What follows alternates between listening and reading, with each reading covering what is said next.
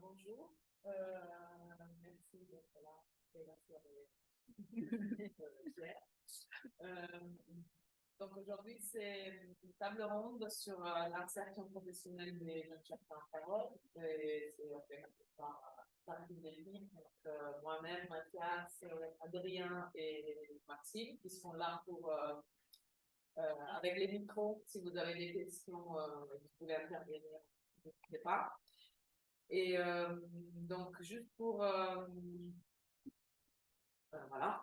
On a pensé d'organiser cette table ronde en 4 thématiques. Donc, on va parler d'embauche et critères de recrutement. Ensuite, on va passer sur la carrière d'un chercheur, le travail, en quoi ça consiste, etc. Donc, on va poser des questions nous-mêmes, si vous en avez.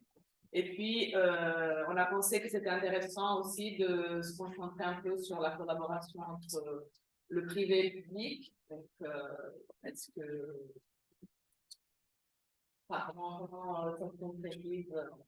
Et puis, voilà, on a un peu laissé une thématique ouverte à la fin si on n'avait pas couvert tous les aspects. Donc, on a pensé un peu poser des questions sur l'interdisciplinarité, l'entrepreneuriat, mais bon, ça reste ouvert.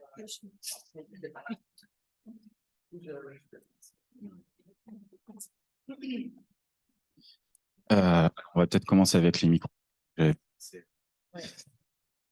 Du coup, on vous a préparé un beau panel aujourd'hui. Donc, vous aurez Isabelle Rousset avec qui nous allons discuter du Lidilem. N'hésitez pas à dire si je prononce mal, c'est possible. Marcélie Zanon-Boiteau de Naver Labs. Laurent Bezacier de Naver Labs, Thomas Hubert du Gipsa Lab et Carole Lallier de Script Conseil. C'est bon? Laïe, L-A-I, 2-L-E-R. En fait, le I est pas du bon côté et c'est tout bête. L-A-I, tu enlèves le pou et t'as mon nom. Ok. Donc, je suis nul, c'est pas grave. Désolé. On fera une boîte à complaints. Ok. Ce que je vous propose de faire, puisque apparemment je ne serai pas le meilleur pour vous présenter, c'est que vous vous présentiez assez rapidement chacune, puissiez dire quelle formation vous avez fait, rapidement, sans trop rentrer dans les détails, mais quelle expérience vous avez, dans quelles entreprises ou laboratoires vous avez travaillé, les thématiques en général, et voilà, histoire que qui êtes dans le public, puissiez un peu mieux comprendre quelle est la diversité du panel et quels sont les profils avec qui vous allez pouvoir interagir aussi pendant la conférence. Je propose qu'on commence avec Isabelle.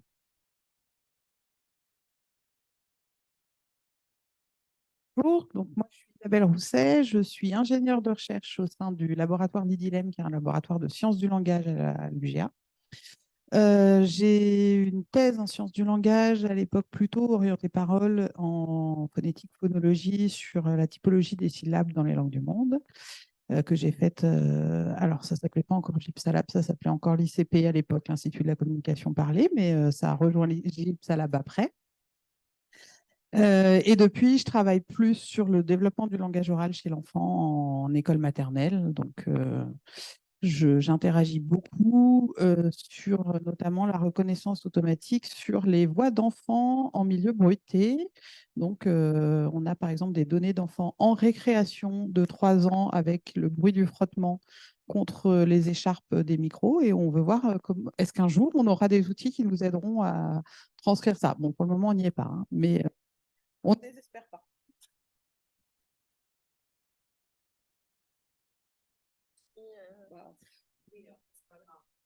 Donc, Carole Lallier, on enlève le pou et on a mon nom. Et c'est pas très grave pour la faute d'orthographe.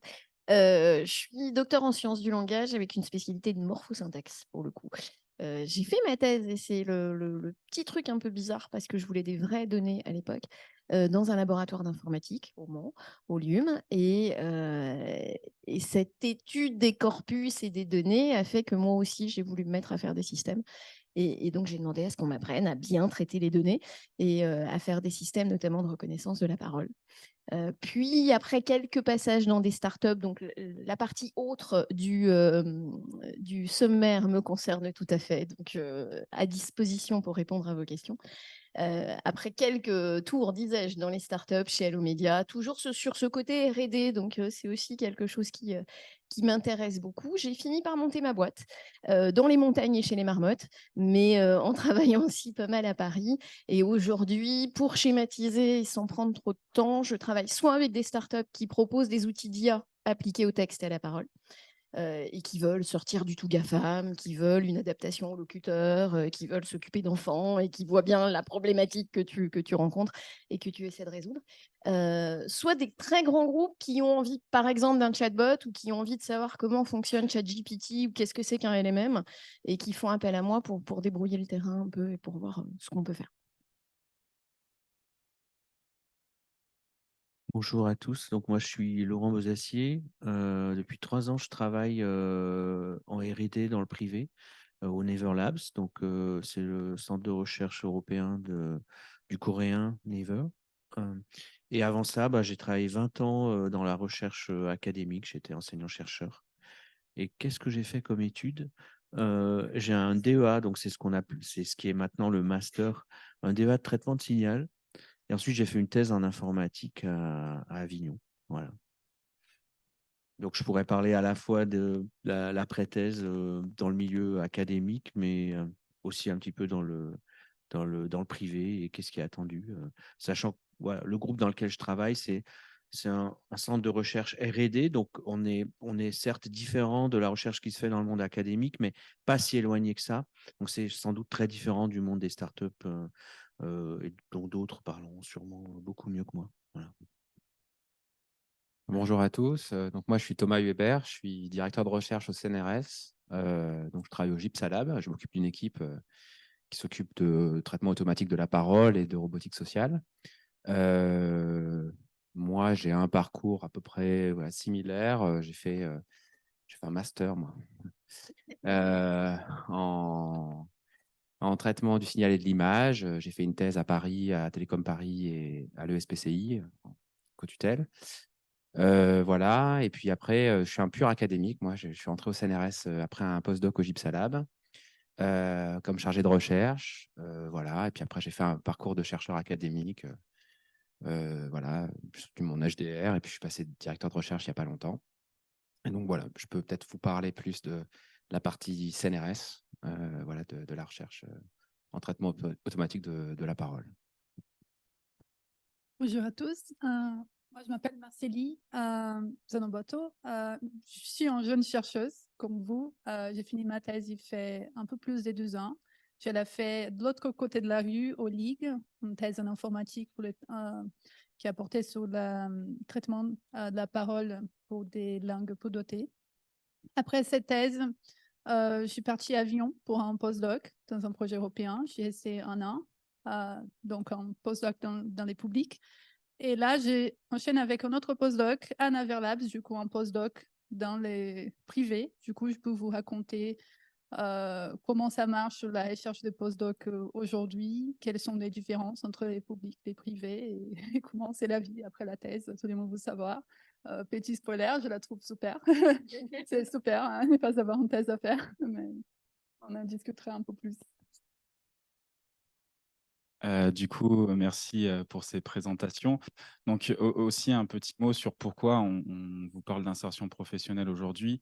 On s'est dit que pour les rencontres jeunes chercheurs, c'était tout à fait adapté, puisque la plupart d'entre vous êtes en master, doctorat surtout. Vous allez bientôt vous demander, alors après écriture de la thèse, donc vous avez encore le temps quand même, vous allez certainement à un moment vous demander qu'est-ce que je fais après. Et il y a beaucoup de possibilités, des choses qu'on ne connaît pas et qu'on rencontre sur le tas. Voilà, l'objectif aujourd'hui, c'est d'essayer d'explorer un peu tout ça et que vous soyez un peu mieux armés pour prévoir un peu votre futur sans forcément être carriériste pour autant absolument, hein, mais pour savoir voilà, qu'est-ce qui peut correspondre au mieux à vos attentes de vie, etc. Donc j'espère que les sujets qu'on va aborder vous plairont et n'hésitez pas à poser des questions aussi. On sera en interaction si c'est nécessaire. On va pouvoir commencer avec le premier thème. Merci Tricia. Donc, on va commencer à parler des embauches et des critères de recrutement. Donc, la question, c'est si je suis un jeune chercheur qui vient d'être diplômé, notamment, comment ça se passe au niveau des recrutements. Et une petite question, est-ce que parmi vous, dans le panel, il y a des gens qui font du recrutement D'accord. Et par exemple, est-ce que vous recrutez uniquement des docteurs, doctoreux, dans vos recrutements, ou est-ce qu'il vous arrive de aussi recruter, je ne sais pas, des masterants pour ingénieurs de recherche, d'autres profils, d'autres.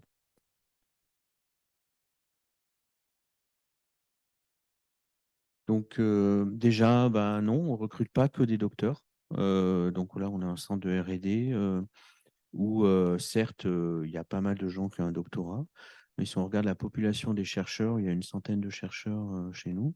Il y en a beaucoup aussi qui sont ingénieurs ou qui sont titulaires d'un diplôme de master et qui ont été embauchés tout simplement à l'issue d'un stage qui s'est bien passé. C'est un moment où il y avait des opportunités de recrutement, ils ont été recrutés et puis c'est véritablement des chercheurs, simplement ils sont pas allés jusqu'au doctorat, mais ils publient comme tout le monde. Donc voilà, pour répondre à la question très clairement, non, il y a, enfin en tout cas dans le contexte dans lequel je travaille, mais je pense que c'est pour d'autres centres de recherche c'est aussi le cas, il n'y a pas que des docteurs. Après, je pourrais parler un peu de comment se passent les interviews chez nous, même si en ce moment, on est en hiring freeze, c'est-à-dire qu'on ne recrute pas. Mais voilà, je pourrais dire un peu les différents types d'interviews tout à l'heure. Donc moi, je vais plus parler par exemple de ce qui se passe au niveau académique. Donc en fait, là, il y a une différence parce que le niveau de diplôme va jouer sur le niveau d'embauche. On ne peut pas recruter des chercheurs, maîtres de conférences, sans... Je crois que c'est peut-être celui-là. Sans thèse. Par contre, on va embaucher des masters. Par contre, ce ne sera pas au même niveau d'embauche parce qu'il y a une grille hyper précise. Donc, par exemple, les masterants, ça va être des ingénieurs d'études ou des assistants ingénieurs selon le poste qui va être ouvert. Mais il y a tout à fait ces postes-là qui existent dans l'université ou au CNRS. Enfin, voilà, il y a différents niveaux d'entrée. Mais par contre, on ne peut pas devenir ingénieur de recherche, je vais préciser ce que je veux dire par là, sans thèse. Ce que je veux dire par là, c'est qu'au CNRS, c'est facile parce qu'ingénieur de recherche, il faut avoir sa thèse. À l'université, l'ingénieur de recherche, ça peut être deux choses différentes. C'est à la fois une fonction, à la fois un grade. Donc, c'est quelque chose d'un peu compliqué. Mais on peut être ingénieur de recherche en administration, par exemple, quand on devient chef de service ou des choses comme ça. Et là, on n'a pas besoin d'une thèse. C'est juste l'évolution de carrière normale. Mais ces gens-là ne font pas de recherche, malgré le titre d'ingénieur de recherche. C'est voilà, c'est un des flous de l'université. Par contre, si on veut être ingénieur de recherche en fonction, c'est-à-dire faire de la recherche et de l'aide à la recherche, là, il faut sa thèse. C'est demandé dans les attendus pour pouvoir avoir ce niveau d'études. Donc, on va avoir des recrutements à tous les niveaux, mais pas avec exactement le même statut derrière, même si ça n'empêche qu'il y a des ingénieurs d'études, par exemple, qui font de la recherche à 100% aussi, qui sont publiants ou des choses comme ça. Là, ça jouera juste pour certains au niveau du salaire qui ne sera pas exactement le même. Si, ce qu'on peut peut-être ajouter aussi, c'est tout le dispositif administratif qui va à côté, c'est-à-dire JEI, CIR, C2I. Alors, JEI, jeune entreprise innovante, CIR, crédit impôt recherche, C2I, crédit, innovation et ne m'aidez pas. Crédit, innovation et je ne sais plus. Bref, ce sont des dispositifs mis en place par le ministère qui permettent notamment pour les startups petites et grosses de pouvoir plus facilement payer des jeunes docteurs, notamment quand c'est leur premier poste. Et ce qui rend un docteur tout fraîchement promu et au lendemain de sa thèse très, très, très attirant pour les startups parce que c'est aussi l'occasion de monter un joli service de R&D dans une startup. J'ai pu accompagner quelques-unes dans le recrutement justement de ce jeune chercheur. Et on va demander toute cette compétence qu'on essaye d'acquérir pendant la thèse, c'est-à-dire la lecture, la publication, la capacité à faire une roadmap, même si ce mot-là, on ne l'utilise pas tellement à la fac, mais qu'on l'utilisera beaucoup dans la start-up. Bref, tout ce qu'on a appris à savoir bien faire est mobilisé réellement pour faire de la recherche. Peut-être que le petit hiatus, et c'est aussi pour ça que parfois j'interviens dans des boîtes et je me permets de souligner, c'est que le jeune docteur est peut-être parfois un peu loin du produit et plus dans l'optique de la publication et du résultat, de la métrique, de tout ce qu'on a appris à faire et de tout ce qu'on souhaite faire, là où dans une start-up, on veut quand même, désolé de le dire, faire des sous, et que ça passe aussi par la vente d'un produit, d'une appli, d'une API, et pour ça, il faut être un petit peu plus avec les marketeurs, il faut être un petit peu plus avec le service commercial, il va falloir s'occuper d'expérience utilisateur, de user interface, user experience, tout ça, il va falloir discuter avec tout le monde et c'est parfois pour ça que j'interviens, mais c'est aussi une très jolie perspective.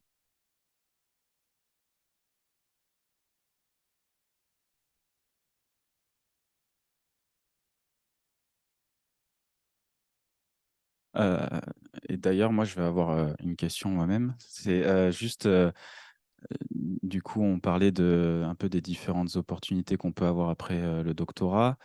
Est-ce que il faut vraiment avoir un doctorat pour pouvoir atteindre certains statuts, certains jobs? Et une de mes questions, c'est comment ça se passe quand vous faites le recrutement? C'est-à-dire, comment vous découvrez les profils? Est-ce qu'il y a des critères particuliers que vous allez évaluer? Par exemple, je pense au CNRS ou plus à l'académique, en général. Est-ce que vous allez plus chercher le nombre de comment dire? De publications, de citations, les niveaux de conférences? Ou est-ce que, vous allez faire des entretiens particuliers pour, vérifier, je ne sais pas, des notions humaines, vérifier que l'humain passe bien? Et correspond à certaines cultures, par exemple, hein, ce qui se fait beaucoup dans les multinationales, par exemple. Voilà. Est-ce qu'il y a des critères particuliers que vous vérifiez, pendant, et puis est-ce que vous faites des entretiens, ce genre de choses-là?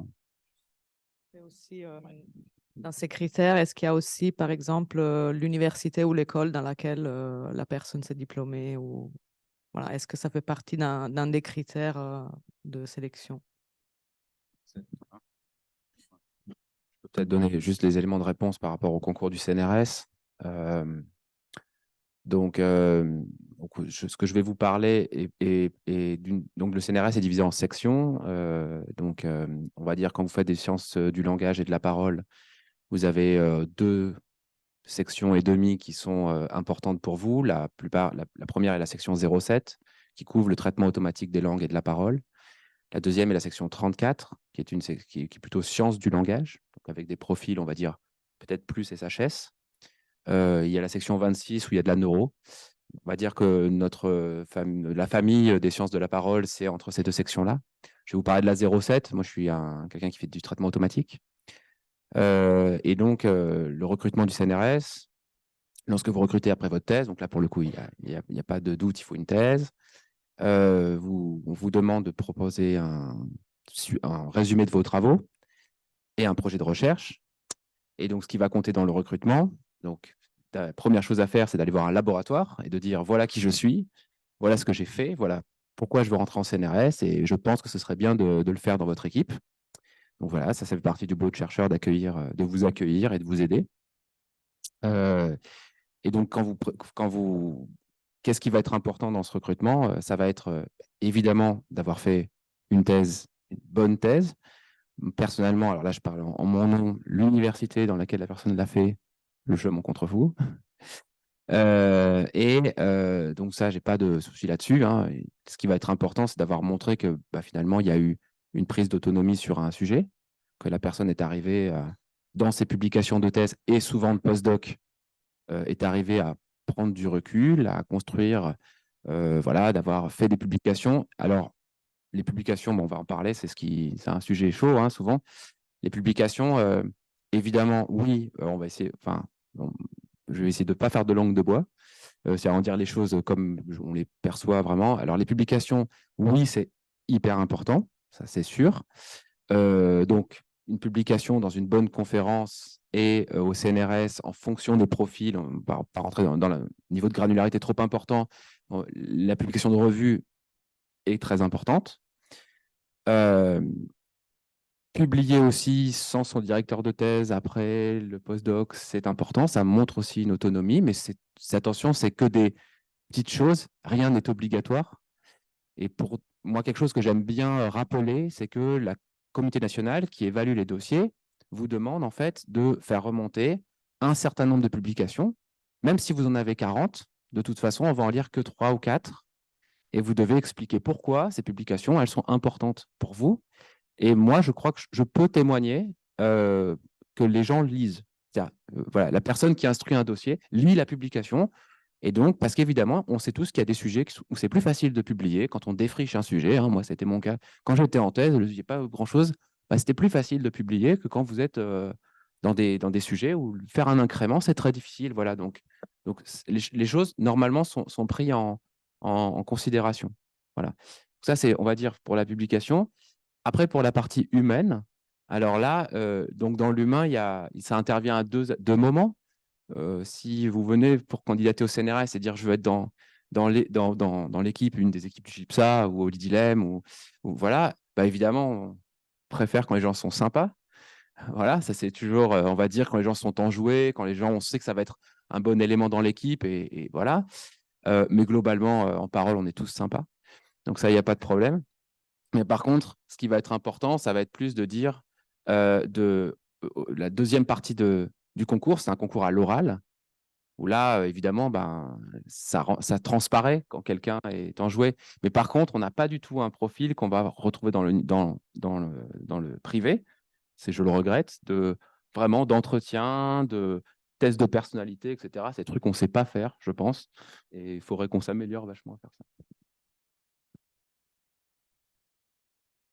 Pour compléter sur l'académique, donc pour être maître de conférence ou enfin prof, mais prof c'est un peu après. Faut avoir refait une HDR, donc bon, ça prend un peu de temps quand même. Mais on a des gens qui postulent à l'université que en tant que prof, hein, qui ont fait une HDR sans être maître de conférence. Ça arrive. Là, c'est très académique, donc il faut d'abord la qualification par la section CNU. Donc là, les qualifications, c'est pareil, ça va dépendre de chaque section, qui va avoir des codes un peu différents sur le nombre de publications, le nombre de cours que vous avez déjà fait. Enfin voilà, ça va être chaque section va avoir un peu ses codes, et ça, il faut vraiment demander aux gens. Alors, il faut penser à les regarder quand on veut postuler, parce que il y a des gens souvent d'un peu partout en France dans les sections CNU qui sont élus. Donc, souvent, si vous cherchez, vous trouverez qu'il y a quelqu'un. En tout cas, là, moi, je sais que pour le Lidilem, je crois qu'on a 5 ou 6 élus sur les différentes sections qui peuvent être représentées. Je pense que c'est le cas un peu dans tous les labos grenoblois. Il y a toujours quelqu'un qui est élu au CNU dans une section. Donc, il ne faut pas hésiter à aller poser la question pour connaître les attendus de cette section-là. Et ensuite, les concours de maître de conférence, c'est vraiment un concours avec une première étape écrite, avec 2 rapports sur chaque dossier. Donc, c'est un peu pareil. Il faut avoir les publications comptent forcément. Le fait d'avoir fait un postdoc, ça peut compter. Ça dépend aussi un peu des disciplines. C'est vrai qu'en sciences du langage pur, c'est moins obligatoire, on va dire, parce que de toute façon, on n'a pas de quoi en financer pour tout le monde. Et puis ensuite, il y a une deuxième étape quand on est auditionné, où là, c'est l'oral qui joue avec, c'est ce que disait Thomas, c'est-à-dire qu'une forme d'injustice, mais qui est comme ça, qui est que vous avez 20 minutes pour jouer le poste. Et donc, les gens très timides, pour qui ça va être très compliqué de faire 20 minutes à l'oral, bah, ils partent avec des points négatifs par rapport à quelqu'un qui est hyper à l'aise. Et voilà. Donc, il va falloir réussir à défendre son dossier et ces choses. Voilà, c'est comme quoi l'oral pour ces postes-là est une vraie compétence à acquérir. Pour tout ce qui est ingénieur de recherche, alors au CNRS, c'est un concours qui ressemble à peu près au concours pour l'entrée, enfin pour les chercheurs, il n'y a pas de grosse différence. À l'université, on demande un peu plus d'avoir aussi des compétences à côté, c'est-à-dire on va demander aux ingénieurs de recherche d'avoir de montrer dans leur dossier qu'ils ont des compétences pour pouvoir aider les collègues, puisqu'on n'est pas sur un poste de recherche pure individuelle, on est sur un poste où on est censé pouvoir aider les collègues à la recherche. Donc, on nous demande si on est capable, selon les disciplines, soit d'aider à traiter les données, soit d'aider à gérer des sites web, soit d'aider à monter des colloques, soit d'aider des choses, mais d'avoir il faut être capable de mettre en avant des compétences qui vont être autres. Et à savoir, c'est jamais demandé ni au CNRS, ni maître de conf officiellement, mais réussir à placer que vous avez travaillé dans l'organisation de colloques, que vous avez été dans des projets, que vous avez été des choses, c'est des choses qu'il faut apprendre à mettre en avant parce que dans tout laboratoire, on cherche plutôt quelqu'un qui va être dynamique et capable d'organiser des événements, de monter des projets et de fédérer autour, que de quelqu'un qui va être excellent, mais qui va travailler tout seul et qui va interagir avec personne. Et donc, c'est pareil, si ça se voit dans le dossier, bah, ça peut être des points supplémentaires. C'est jamais écrit tel quel dans les fiches de poste, mais c'est quand même regardé comme des plus.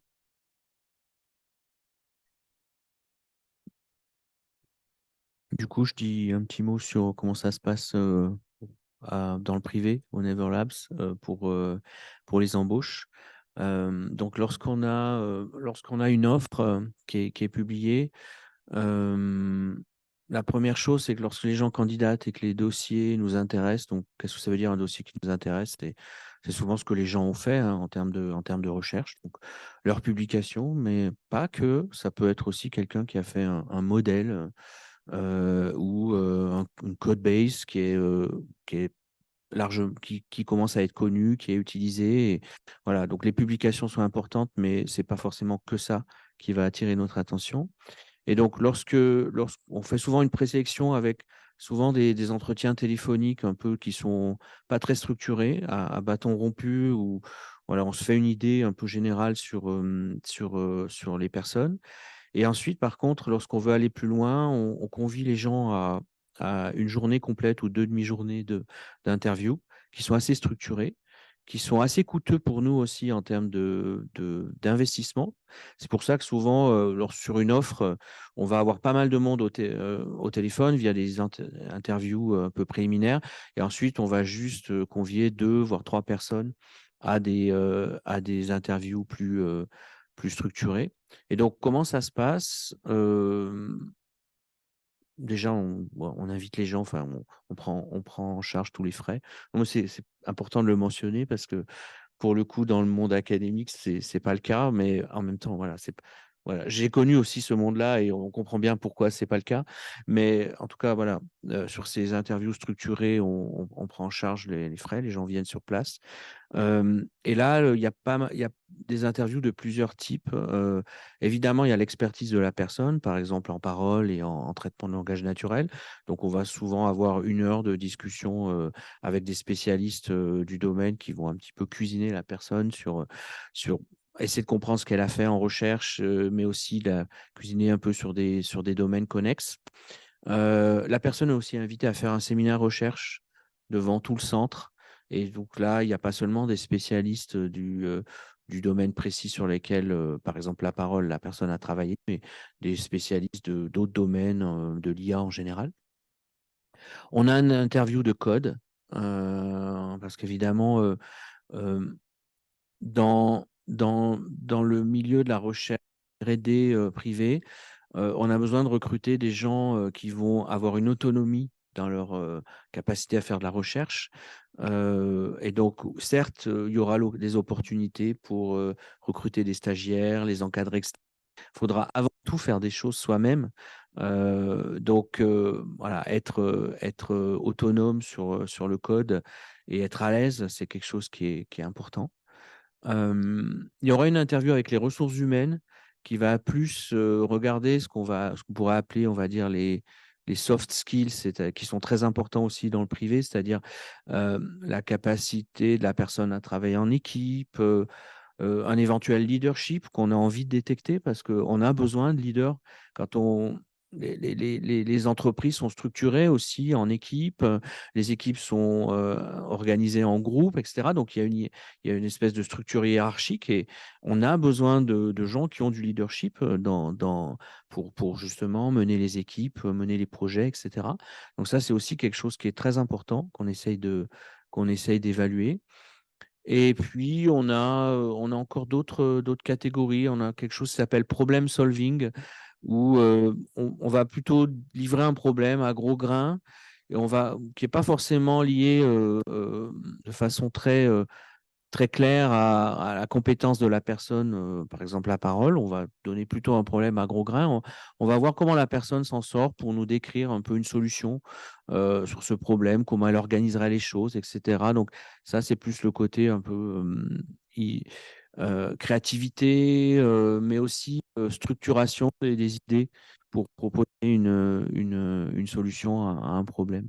Donc voilà, tout ça, ça dure une journée complète et ça mobilise du monde chez nous et ça mobilise pas mal de ressources aussi pour la personne qui est auditionnée. Voilà.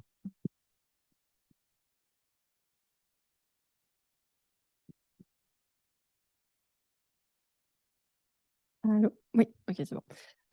Donc, merci pour toutes ces informations. Donc, moi, je m'appelle Colline Baumard, je fais un doctorat en informatique.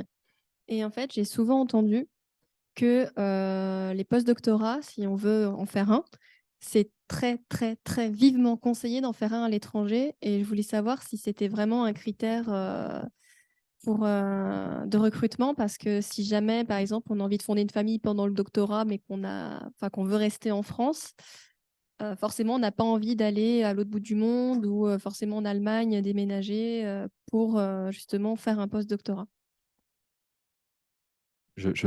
Comme tu me regardes, forcément, alors, ce qui est sûr, alors, la première chose, on ne fait pas de postdoc dans le labo où on a fait sa thèse. On fait quelques mois s'il faut terminer, mais c'est pas ça le postdoc. Le postdoc, c'est quand même de bouger dans un autre environnement.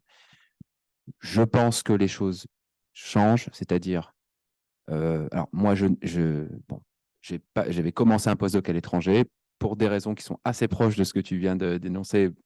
Tu vois, j'étais à Paris, je suis venu à Grenoble, voilà. Pour les Parisiens, c'est à l'étranger. Mais voilà, et ça ne m'a pas empêché de. Effectivement, la plupart des gens font un postdoc à l'étranger. Et effectivement, c'est bien de faire ça. Encore une fois, je vais parler juste dans la section 07, où j'ai l'impression que je vois à peu près comment les gens veulent fonctionner. Je pense que c'est pas l'étranger qui va faire la qualité du postdoc, c'est ce qu'on y a fait. Et si on a fait un super postdoc à Grenoble, à Toulouse, à Navarre, voilà, et qu'on revient avec un bon projet, donc un CNRS, hein, c'est ce que vous avez fait et ce que vous voulez faire. Hein. Le projet est hyper important. Et si ce projet, il s'appuie et ce postdoc, il nourrit le projet, et que ce postdoc a donné lieu, même si des fois en un an, c'est pas facile, à un petit bout de publi ou un début de quelque chose, ou voilà, un truc où on sent qu'il y a du potentiel, je pense que les gens, ils sont sensibles.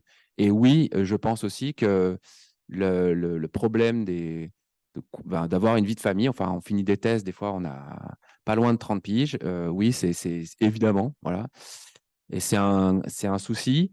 Et j'espère et je crois quand même qu'une partie de la commission est consciente de ça. Voilà.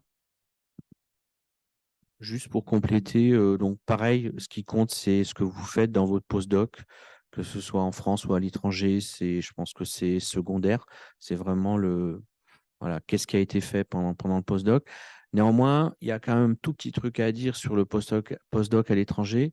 C'est que le milieu de la recherche, en tout cas la recherche privée, la centre de recherche, c'est tellement multiculturel, c'est-à-dire qu'il y a un nombre de nationalités énorme dans le centre où je travaille, par exemple. Et le fait d'être allé voir à un moment donné une autre culture, ça va toujours être un petit plus parce que ça va on sent que du coup, ça montre peut-être une envie d'ouverture. Et ça, c'est super important parce qu'effectivement, la caractéristique du centre de recherche où je travaille, c'est que c'est vraiment multiculturel.